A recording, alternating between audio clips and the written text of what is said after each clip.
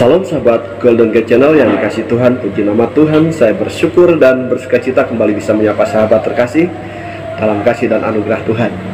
Ya sahabat dikasih Tuhan, saya selalu berharap sahabat senantiasa dalam keadaan sehat dan senantiasa diberkati oleh Tuhan kita Yesus Kristus. Ya sahabat dikasih Tuhan, jangan lupa untuk terus dukung Golden Gate Channel dengan cara subscribe, like, komen, dan share setiap video yang ditayangkan, sehingga channel ini boleh berkembang dan menjadi berkat bagi banyak orang, nama Tuhan dipermuliakan.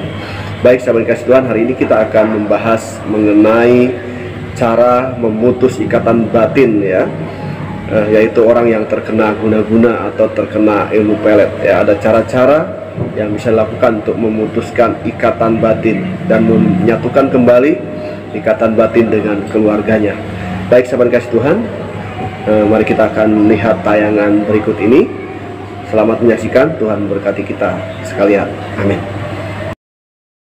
Oke, di sini saya ingin membagikan 3 tanda di mana suami bunda itu mulai lepas dari pengaruh pelet pelakor. Oke, kita langsung saja. Yang pertama, suami bunda mulai mengubah kebiasaannya. Nah, yang dulunya nih sering chattingan sama wanita lain, ya, sering keluar dan nggak betah di rumah, sekarang mulai berkurang. Nah, yang tadinya kasar, sekarang mulai berkurang kasarnya. Yang tadinya nih susah diajak ngomong, nah sekarang mulai kelihatan agak sedikit terbuka. Nah, di momen ini biasanya suami masih banyak diam, Bun. Tapi secara sikap udah ada perbaikan sedikit demi sedikit. Bunda menemukan suami kondisinya seperti ini, saran saya, Bunda perbanyak syukur. Nah, yang kedua, suami mulai banyak ngomong sama Bunda. Dan kelihatannya beliau ini mulai enak diajak ngobrol. Nah, kalau tadi suami nih masih banyak diam, nah itu tanda dia sedang berusaha menata hatinya lagi yang sebelumnya kena pengaruh pelet pelakor. Ya, setelah dia tenang, pikirannya jernih, dia mulai enak diajak ngomong. Senang kan Bun rasanya kalau suami Bunda mulai bisa diajak ngomong? Saran saya, Bunda ikuti saja maunya suami. Ya, pengen ngobrolin apa? Nah, Bunda bisa ajak ngobrol ringan, ajak bergurau, dan kalau perlu ya buat dia ketawa. Nah, kalau suami sudah bisa diajak ketawa bareng, nah itu biasanya pelet pelakor itu mulai banyak yang lepas. Oke, yang ketiga, suami mulai bisa didekati secara fisik dan mulai mengajak berhubungan intim. Nah, supaya pengaruh pelet pelakor itu cepat musnah, saran saya, ketika Bunda berhubungan, Bunda bisikan kata-kata cinta yang mesra ke suami. Ya sahabat kasih Tuhan, itu tadi ya tayangan yang boleh kita saksikan bersama-sama mengenai bagaimana yaitu memutuskan ikatan batin dari seseorang yang terkena guna-guna. Ya, selanjutnya sahabat kasih Tuhan, kita akan melihat yaitu penjelasan dari hambanya Evangelis Daud Tony mengenai cara untuk memutuskan ikatan batin, bagaimana cara-caranya sehingga ini menjadi satu yaitu pengetahuan yang baru ataupun menjadi satu referensi bagi kita bagaimana mengatasi orang yang terkena guna-guna sehingga kembali ingat kepada keluarganya, ya, ingat kepada orang-orang yang sesungguhnya mengasihi dia. Baik, kita akan saksikan bersama-sama. Selamat menyaksikan, Tuhan Yesus memberkati kita sekalian. Haleluya. Amin. Kebetulan adik saya kena seperti yang terakhir Bapak bilang tadi, bahwa kena guna-guna dari perempuan. Dan memang kita mengalami itu udah sekitar 3 tahun apa 2 tahun yang lalu. Adik saya ini di Malang, saya di sini. Saya sudah 2 kali pergi ke Malang untuk melihat dia, sampai dia pertama itu masih kenalan biasa. Terus setelah itu aku pergi yang kedua, udah tinggal serumah, udah kontrak. Lalu udah 1 tahun dia udah nggak pulang, nggak ketemu sama istri dan anaknya. Anak yang pertama aku bawa datang, yang pertemuan pertama aku ketemu dia, bawa anak perempuan. Tapi memang yang Bapak bilang tadi, mendekatkan dia sama anak perempuan itu. Jadi memang sempat ketemu, memang jalan sama anaknya itu memang bagus sekali. Jadi pada saat dia ketemu dengan anaknya itu, jalan-jalan kemana, istrinya ditinggal, tapi sama anaknya jalan terus. Iya kan? Dari situ kita keluarga selalu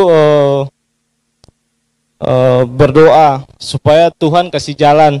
Saya juga orang tua saya di Ambon, jadi saya bilang mereka bahwa mereka juga pingin seperti yang tadi Bapak bilang, dukun lawan dukun.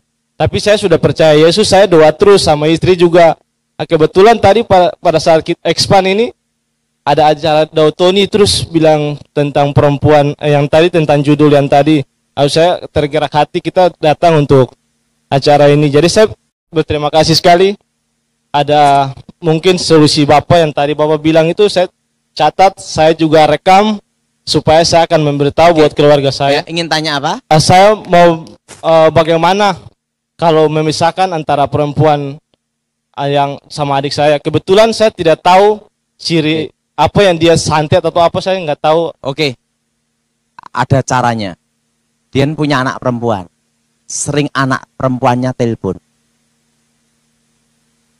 Ingat, dari komunikasi itu akan memperkuat ikatan dan istrinya beritahu tidak boleh kecewa dendam. Biasanya kalau kena guna-guna, kalau mau sadar itu pulang ke rumah, balik ke sana lagi. Pulang ke rumah, balik ke sana lagi. Kalau udah sampai taraf itu, berarti dia mau sadar, mau balik ke keluarga. Jangan langsung digini-gini. Digini bubar. Nanti pasti balik. Begitu dekat dengan anak perempuannya, ingat, ikatan batin itu yang asli lebih kuat daripada yang Nah, begitu yang asli ini ketemu, secara otomatis dia akan ingat istrinya. Saya juga bingung ya, kenapa istri itu ingatnya yang terakhir dulu. Saya juga bingung. Karena pengalaman saya sebelum bertobat, pertama dia ingat anaknya dulu. Setelah ingat anaknya, dia ingat orang tuanya. Setelah ingat orang tuanya, ingat adik atau kakaknya. Terakhir baru istrinya. Oh, aku punya istri gitu. Nah, jadi dekatkan dengan apa? Anak perempuan. Dan putuskan ikatan batinnya. Nah, kalau udah dilakukan putuskan ikatan batinnya, itu nanti 3 atau 4 bulan, dia akan pulang ke rumah. Biasanya pulang ke rumah orang tuanya dulu. Atau kembali ke istrinya. Nah, waktu kembali ke istrinya, itulah kesempatan anak-anaknya. Untuk apa? Memperkuatan batin. Ikatan batin antara orang tua dan anak. Kalau udah kena ini, darah, selesai. Nah. Kalau jaraknya jauh bagaimana, Pak? Telepon. SM dan WhatsApp. Kalau tidak direspon gimana, Pak?